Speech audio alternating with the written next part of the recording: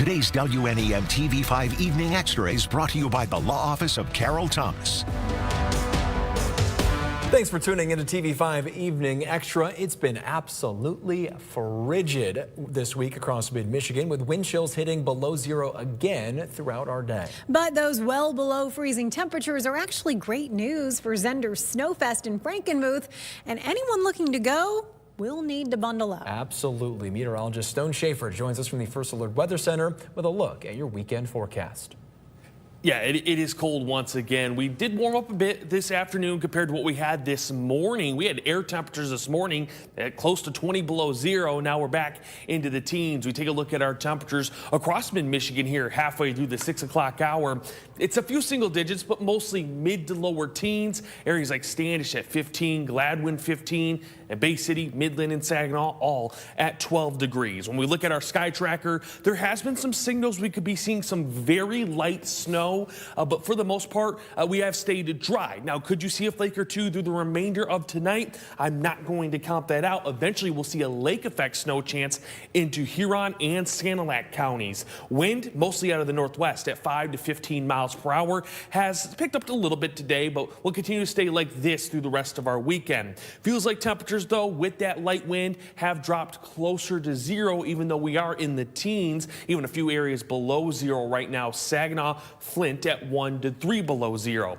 Then we look at your weekend planner. Saturday, it's a dry day outside of that lake effect snow to the east. Temperatures back into the teens. Then on Sunday, we're looking at temperatures back into the 20s. We'll have more sunshine on Sunday with warmer temperatures.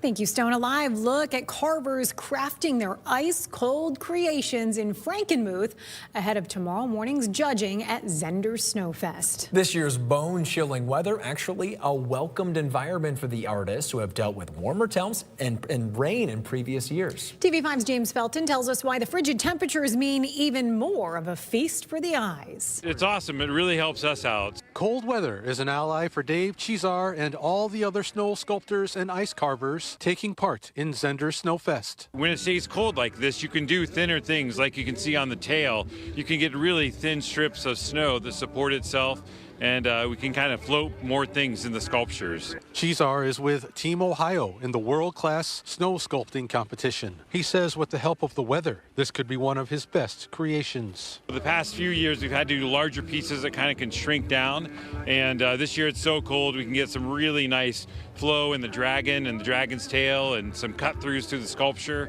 where you can see almost through the sculpture. This is Chizar's 7th year at Zender's Snowfest, and while the weather is frosty, he says the reception he gets from the community is anything but. To get material this size and to get this many days in a row, it's just an honor to be here, and we thank the people at Frankenmuth and all the businesses for putting this together.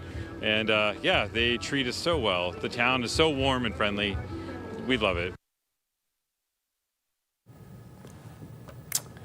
The world-class snow carving single and double blocks wrap up tomorrow morning at 10. That's when people will be able to see these finished pieces. A heads up for people in Midland. Consumers Energy is planning another outage next week. The company says as crews make upgrades to the system, more than 1,100 homes and businesses will have their service interrupted starting Thursday night at 11 until as late as 3 Friday morning. There will also be an outage on Tuesday from 9 to noon as crews work on the Larkin substation. You can see those areas that will be impacted for both outages right there on your screen. Consumers says affected customers were notified. Still unfolding, a man accused of killing a local middle school football coach is heading to trial. William Channer is accused of shooting and killing 30-year-old Logan Welch at Trims United in Almont. If convicted on all counts, Channer could spend life in prison without the possibility of parole. Welch was a lifelong resident of Grand Blanc and the coach of the 7th grade football team for Grand Blanc West Middle School. He was expecting his first child with his wife. Channer is due back in court on February 9th. At 1:30. A water main break has forced Flint's Longway Planetarium to close. Staff say they expect it to be fixed by the end of the day tomorrow, but the situation is still fluid, so you will want to check their website for updates. If you already purchased a ticket for a scheduled show, you can exchange it for another day or get a full refund. The neighboring Sloan Museum is not affected and is open for business. There's still time for you to sign up for a free cancer screening. Tomorrow, the National Minority Quality Forum is holding a cancer community town hall and mini clinic in Flint. You can hear discussions on prevention, early detection, and efforts at protecting your long-term health. Along with cancer screenings, there will also be vaccines, health education, and water distribution. Tomorrow's events start at 11 at the Flint Development Center on Martin Luther King Avenue. You can register in the hot link section of WNEM.com. More local news. Puck drops tomorrow night for the Saginaw Spirit's First Responders Night. The 18th annual charity hockey game benefits Carter Kits, which are specially designed for first responders and other professionals to help children with special needs during traumatic situations. $5 from each ticket sold will go to the organization. The Saginaw Spirit say there are only a limited number of tickets still available. You can get yours in the hot link section of WNEM.com. Tomorrow night's game between the Spirit and Barrie Colts starts at 7. Embrace the winter weather tomorrow by exploring the Bay City State Park's Tobico Marsh. Meet at the Saginaw Bay Visitor Center tomorrow at noon for a chance to strap on some snowshoes and explore the frozen registered national natural landmark.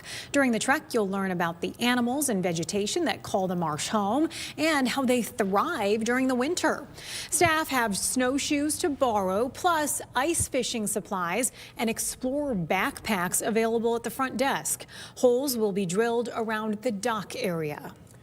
A festival in Frankenmuth means business is booming. We'll take a look at whether the cold is putting the chill on the number of visitors. TV5's Fast Break Friday game of the week is tonight. A preview of Heritage and Midland High in girls basketball.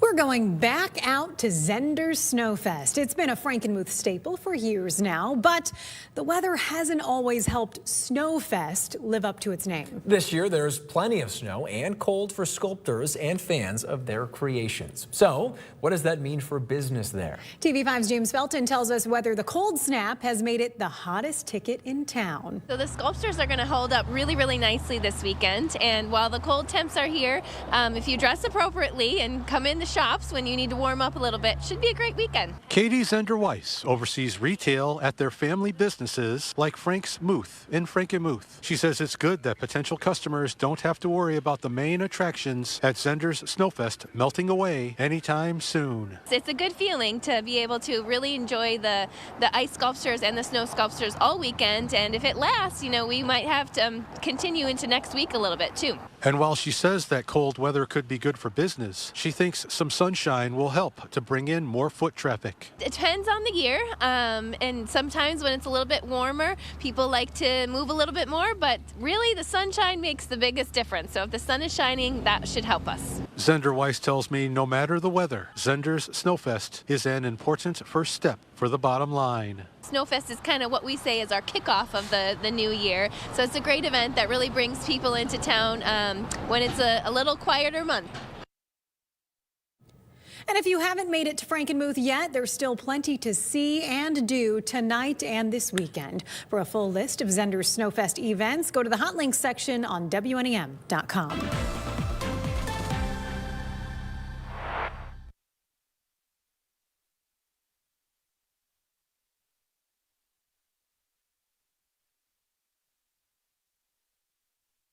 Continue to stay cold here over the next couple of days. Yes, we are warming up. You're going to hear that from the TV5 First Alert weather team.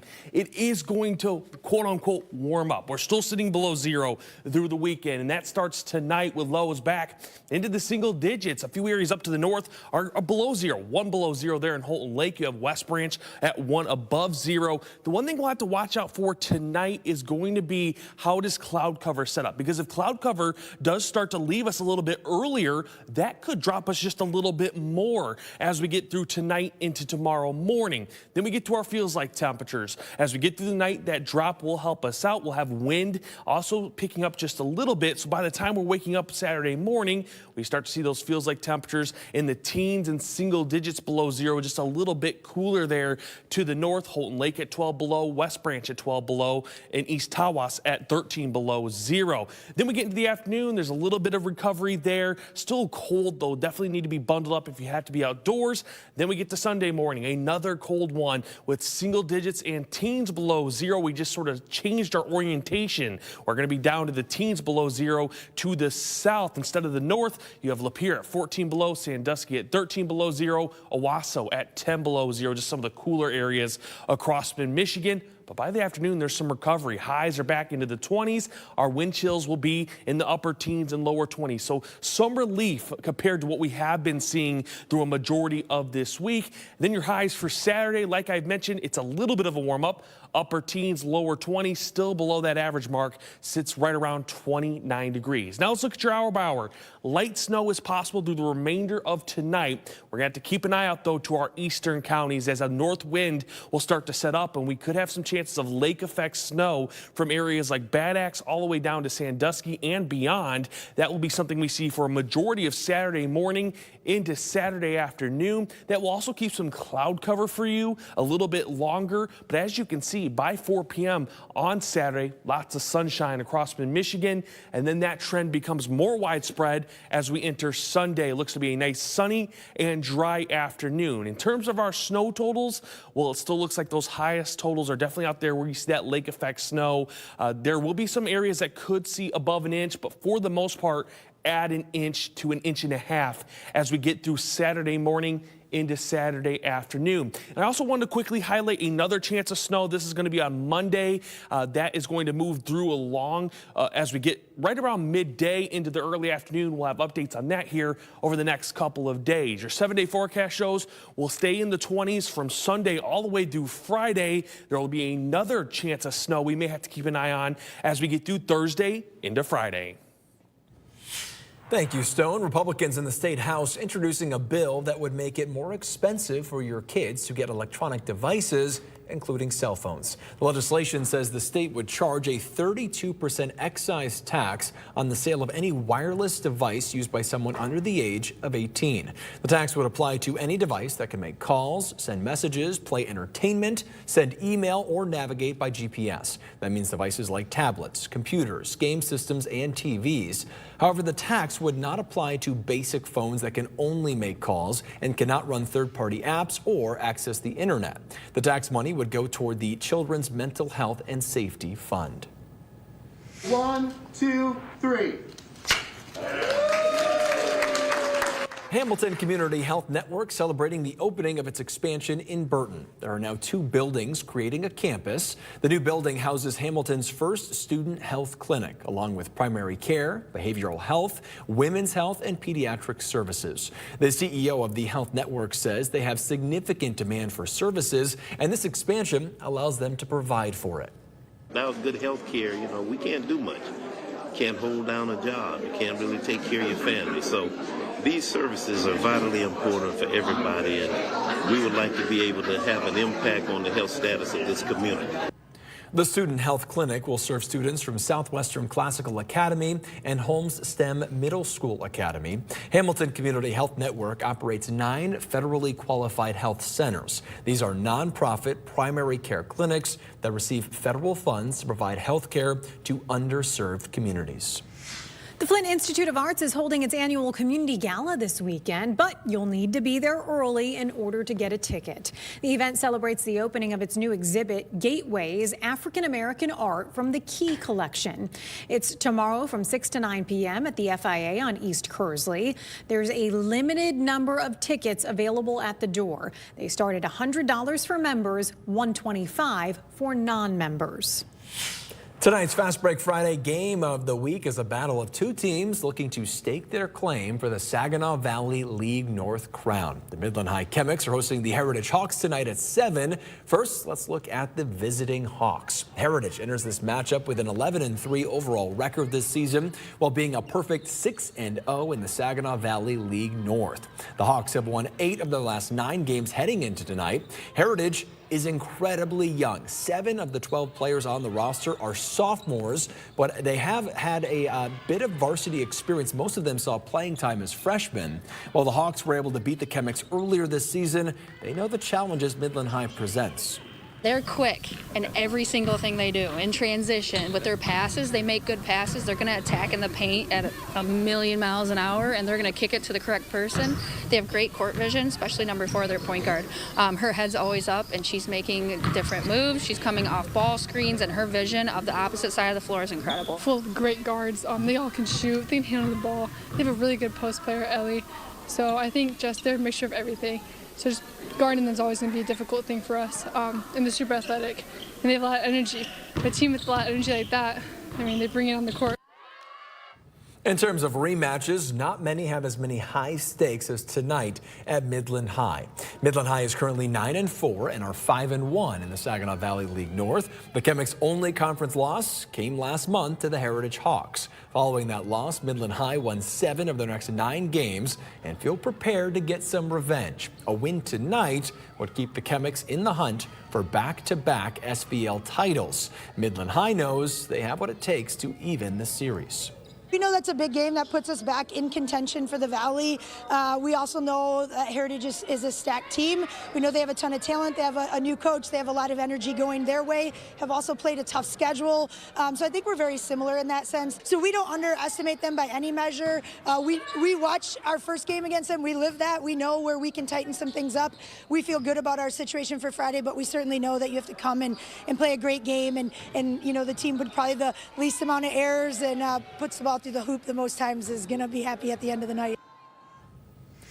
All new tonight, 8 months after moving to a new town, a family loses everything in a fire, but discovers friends they didn't know they had. That story on the news at 10 on the Great Lakes Sports and Entertainment Network. Then on TV5 News at 11, honoring the survivors of human trafficking, how a candlelight vigil aims to uplift the victims. Also at 11, the best of boys and girls high school basketball in Friday Night Lights.